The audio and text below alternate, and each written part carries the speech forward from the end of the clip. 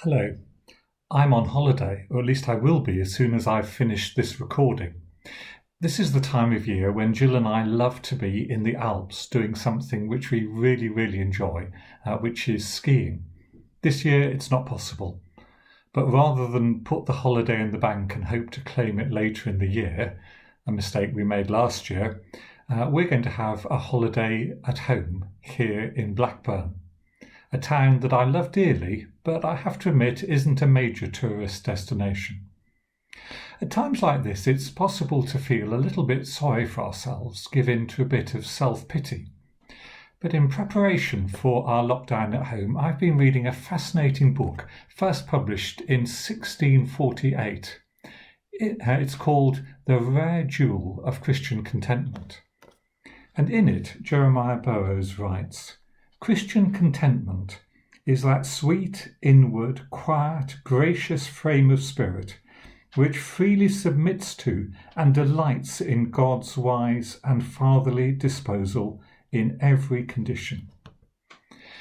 In other words, the secret of contentment is found in recognizing that God is watching over us wherever we are, and that whatever stuff happens to us, God can use it in some way for our good. I've learnt over the years that rather than asking the why question, why has this happened to me, it's far more profitable to ask the what question. What can I learn through this? Lord, what do you want to teach me through this? Contentment grows when we learn to give thanks in all circumstances, whatever's going on around us.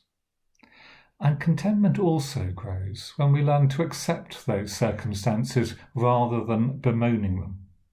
Much discontent in the world comes about because people either are unhappy with their circumstances or they wish other people weren't there. Life would be so much better if I moved to that house or had that job, or if only that colleague would get another job and move away. St. Benedict had quite a bit to say about that in his monastic rule. He warns monks against grumbling above everything and teaches that contentment is to be found in the virtue of stabilitas.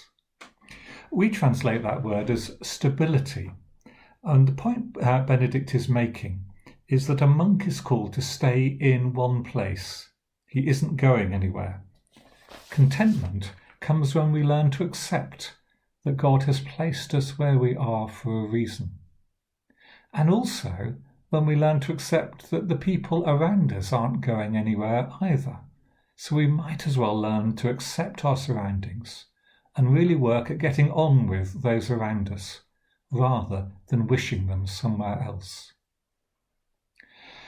St. Paul's letter to the Philippians was written in lockdown, not in the comfort of his own home, but in a damp, dark Roman dungeon.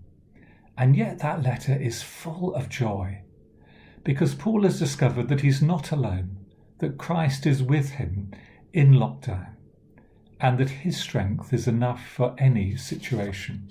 He writes, "I have learnt to be content, whatever the circumstances. I know what it is to be in need, and I know what it is to have plenty. I have learnt the secret of being content in any and every situation, whether well-fed or hungry, whether living in plenty or in want. I can do everything through him who gives me strength."